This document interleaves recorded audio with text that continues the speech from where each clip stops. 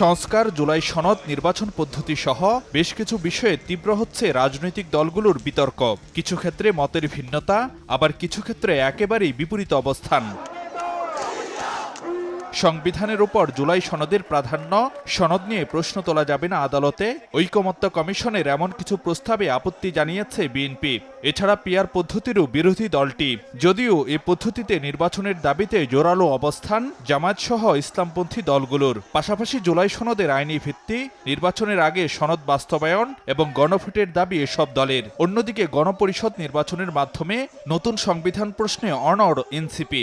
আমরা খুব পরিষ্কার করে তো বলেছি যে আমরা পিআর পদ্ধতি কোনো মতে মেনে নেব না। নির্বাচনের জন্য যে শর্ত এবং দাবিগুলো আমরা দিয়েছি এগুলো এনশিওর করে নির্বাচনে যেতে হবে। নতুন শাসনতান্ত্রিক কাঠামো যদি বাংলাদেশের মানুষ নির্বাচনের মধ্য দিয়ে না পায়, সেই নির্বাচনে অংশগ্রহণ করার আদতে কোনো মানে থাকে না।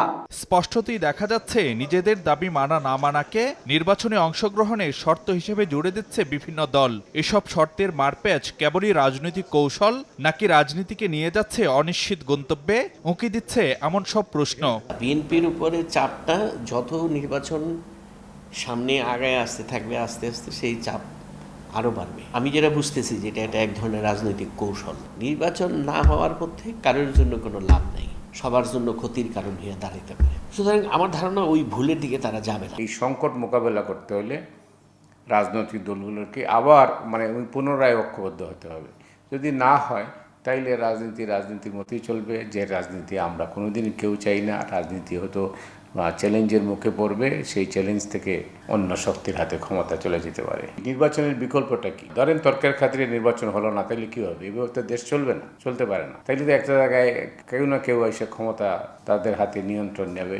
অথবা আরেকটা বিপদ আছে, সেটা হইতে পারে যে রেডিক্যাল ইসলামিস্ট যারা, তারা হয়তো ক্ষমতা দখল করতে পারে, চেষ্টা করতে পারে, যেটা হয়েছে অনেক দেশে। বিশ্লেষকরা মনে করেন সদিচ্ছা থাকলে আলোচনার মাধ্যমে অনেক কিছুরই সুরাহা সম্ভব, তবে অনড় থাকলে লাভ হবে না কোনো পক্ষেরই। দেশের অবস্থা অন্যরকম হয়ে যাবে, তখন ইউনূস তার মাইন্ড চেঞ্জও করে ফেলতে পারে। যে গেমটা তারা খেলতেছে, এটা যদি শেষ পর্যন্ত তারা অনড় থাকে, এটা হবে লস গেম। একটা জায়গায় তারা হয়তো রিয়েলাইজেশন তাদের মধ্যে আসবে যে রাজনীতি যদি ঠিক না থাকে, নির্বাচন যদি না হয়, দিনের শেষে কেউই কিন্তু লাভবান হবেন না, সবাই কম বেশি এফেক্টেড হয়ে যাবে। বিশ্লেষকরা বলছেন স্থিতিশীলতার জন্য গণতান্ত্রিক যাত্রাপথই জুৎসই বিকল্প।